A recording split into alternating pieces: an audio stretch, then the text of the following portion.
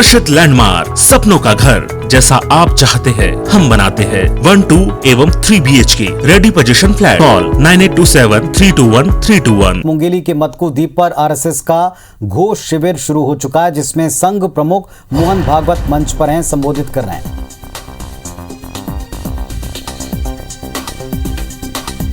अभी जो वादन देखा उसके सहित लाठी काठी अमुक तमुक, तो उन्होंने कहा कि अरे ये मैदान ऐसा है, इसमें 1000 लोग ठीक से लाठी काठी कर सकते हैं, इतनी बड़ी जगह है। अब दूसरे व्यवस्था प्रमुख थे, वो कार्यक्रमों की व्यवस्था देखने वाले थे, तो उन्होंने कहा अच्छा बड़ा मैदान है, इसमें 3000 लोगों की पंगत एक बार में उठ सकती है भोजन कर। तीसरे हमारे भवन वाले थे, भवन बनाने वाले थे, वो आर्किटेक्ट थे बिजनेस से, कार्यकर्ता तो संघ के ही थे, उनका काम बिल्डिंग बनाने का रहता था, उस पर वो अपनी आजीविका चलाते थे। उन्होंने कहा इतनी बड़ी भूमि है, यहाँ एक 25 घरों की अच्छी कॉलोनी बन सकती है। अब मैदान तो एक ही है, लेकिन देख के बात हर कोई अलग अलग कर रहा, कोई भोजन की कर रहा, कोई लाठी काठी की कर रहा, कोई घर में बसने की कर रहा।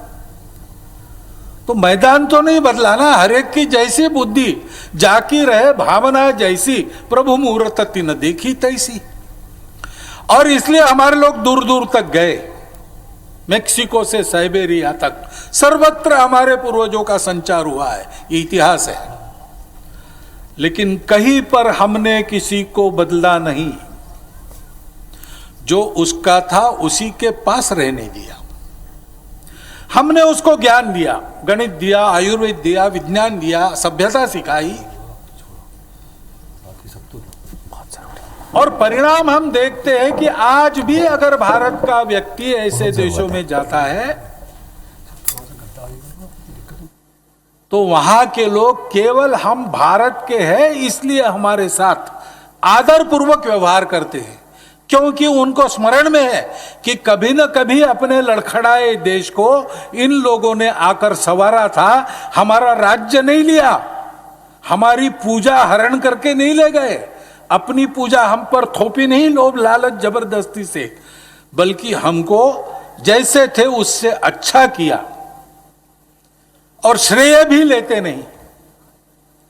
इसलिए दुनिया के हर देश का व्यक्ति हमारे सामने नम्र होता है। यहां तक कि हमसे लड़ाई करने वाले चीन के लोग भी ये कहने में सकुचाते नहीं कि भारतवर्ष ने तो 2000 साल पूर्व ही सारे चीन पर अपने संस्कृति का प्रभाव जमाया था, क्योंकि उस प्रभाव की यादें सुखद है, दुखद नहीं। उसके कारण उन लोगों का लाभ हुआ। हमने किसी के स्वत्व को लूटा नहीं, क्योंकि हम जानते हैं कि सत्य है, सब एक है, और इस सत्य का साक्षात्कार सबको करा देना है। और अगर सत्य को साक्षात करना है तो सत्व चाहिए, बिना सत्व के सत्य की प्राप्ति होती नहीं। और सत्व तब मिलता है जब स्वत्व में हम जागृत होते हैं। स्वामी विवेकानंद एक कहानी कहते थे कि जंगल में भेड़ बकरी चराने वाले गडरियों को एक शेर का बच्चा मिला, उसकी मां को मार दिया था शिकारियों ने। जहां उसने इसको छिपाया था वहां ये पड़ा रह गया, आंखें खुली नहीं थी, भूख से करा रहा था, मां मिल नहीं रही थी, दूध मिल नहीं रहा था।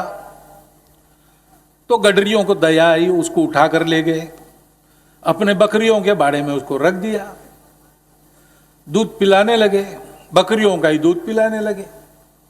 आंखें खोली, उसने देखा चारों ओर बकरियां हैं, तो स्वाभाविक उसको लगा मैं भी एक बकरी हूं, उन्हीं के साथ खेलने लगा, उन्हीं के साथ बड़ा होने लगा।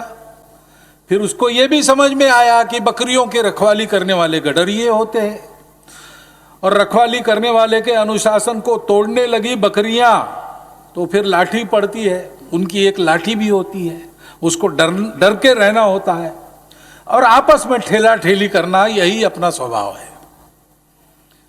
अब उनके साथ जंगल में भी जाने लगा। अब घास खाता था कि नहीं पता नहीं, लेकिन जाता तो था जंगल में। जवान हो गया फिर भी एक कर्म शुरू। जिस जंगल में बकरियां चरने के लिए गई वहां एक शेर आ गया, जंगल में पला, जिसको मालूम था वो शेर है। बकरियों को पकड़ने के इरादे पास गया, देखने गया झुरमुट के पीछे से, तो बकरियों में एक नौजवान शेर है और बकरियां डर नहीं, उसको धक्के मार रही, बाहर कर रही। फिर गडरियों की लाठी बजती है तो वो डर के मारे फिर बकरियों में ही, झुंड में ही शामिल हो जाता है। शेर अपनी भूख भूल गया, उसको लगा ये क्या चमत्कार है, जाके देखते हैं जरा। उसने पुकारा उस बकरी वाले शेर को, तो उसने पुकारा तो सबको तो दहाड़ सुनाई दी, भागने लगी मैं करके बकरियां, ये शेर भी भागने लगा।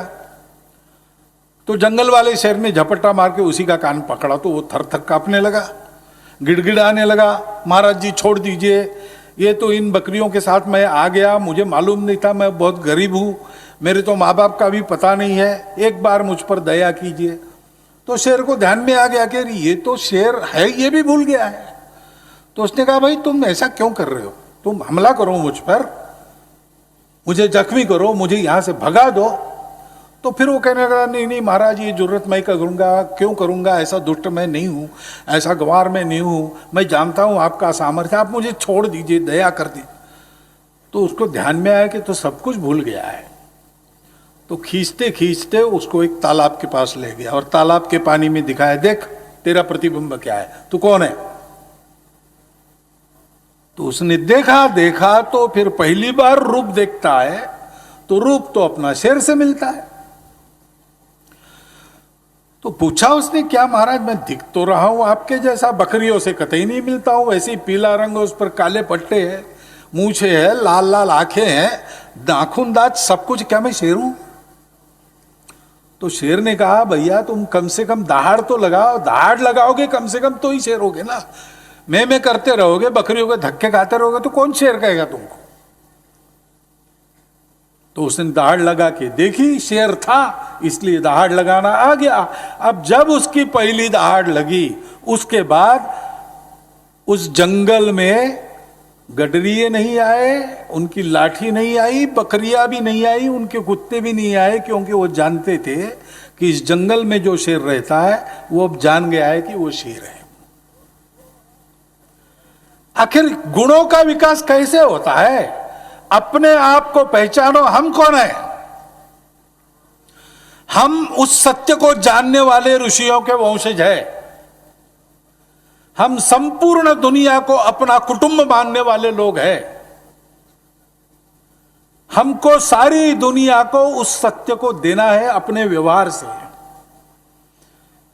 हम फिर से देश विदेश जाएंगे, सारी दुनिया में जाएंगे, और तब तक अगर विज्ञान कहता है कि हम चंद्रमा पर जाएंगे, मंगल पर जाएंगे, तो उनके पीछे पीछे हम वहां भी जाएंगे और सबका खोया हुआ व्यवहार का संतुलन वापस देने वाला धर्म लेंगे, जो पर्यावरण के साथ ठीक रहना सिखाता है, जो अपने पंथ पूजा की, जात पात की, जन्म की, देश की, भाषाओं की विविधता होने के बाद भी मिलजुल कर रहना सिखाता है, जो बिना किसी की पूजा बदले, बिना किसी का प्रांत भाषा बदले उसको अच्छा मनुष्य बनाता है,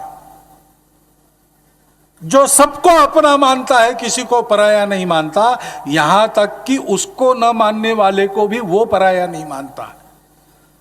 ऐसा जो हमारा धर्म है, जिसको आजकल लोग हिंदू धर्म कहते हैं, हमको सारी दुनिया में देना है, मतांतरण नहीं करना है।